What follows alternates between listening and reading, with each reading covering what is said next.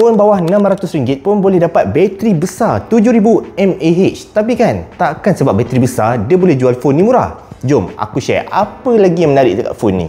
Redmi 15. Bateri 7000 mAh ni diorang claim boleh tahan 2 hari for light use. Lama betul 2 hari tu. Tapi aku ada test buka video YouTube selama sejam. Bateri dari 45% dia turun ke 35%. Drop 10%. Jadi boleh dikatakan agak tahan. Kalau bateri habis, phone ni boleh fast charging 33 watt. Paparan dia pun bukan biasa-biasa, tapi tak adalah luar biasa. 6.9 inci Full HD Plus dengan refresh rate 144Hz. Serius untuk phone bajet dapat 144Hz ni agak rare. Dia punya paparan tu masa korang scrolling memang rasa smooth. Dia punya peak brightness 850 nits. Nampak macam rendah. Tapi sebab dia guna IPS LCD, memang nampak terang je bawah matahari. Dia punya chipset pun dia guna yang sesuai dengan smartphone bajet. Snapdragon 685.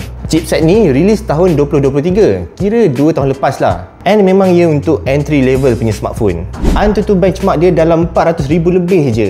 Boleh dikatakan agak rendah. But for daily use, rasa lancar je. Korang memang tak rasa dia punya lag tu. Untuk gaming pun kira boleh lah. Kalau setakat nak main Mobile Legends atau COD tu ok je. Phone ni pun ada game boost untuk korang enhance gaming performance. Phone ni bukan triple camera walaupun nampak macam ada 3 kamera dekat sini. Kamera utama dia 50MP, kamera depan 8MP. Kualiti kamera korang boleh tengok sendiri.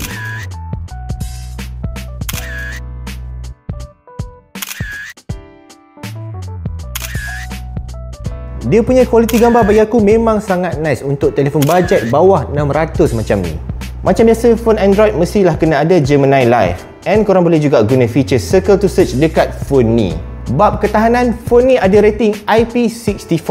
Tahan percikan air dan juga habuk. So setakat kena percikan air sikit-sikit tu, tak payah risau. Tapi yang aku explain ni, yang ni Redmi 15 4G. Yang 5G pun ada juga. Harga up sikit dari yang ni and chipset dia pun up sikit. Dia guna Snapdragon 6S Gen 3. So macam mana? Korang rasa berbala tak Redmi 15 ni? Komen dekat bawah.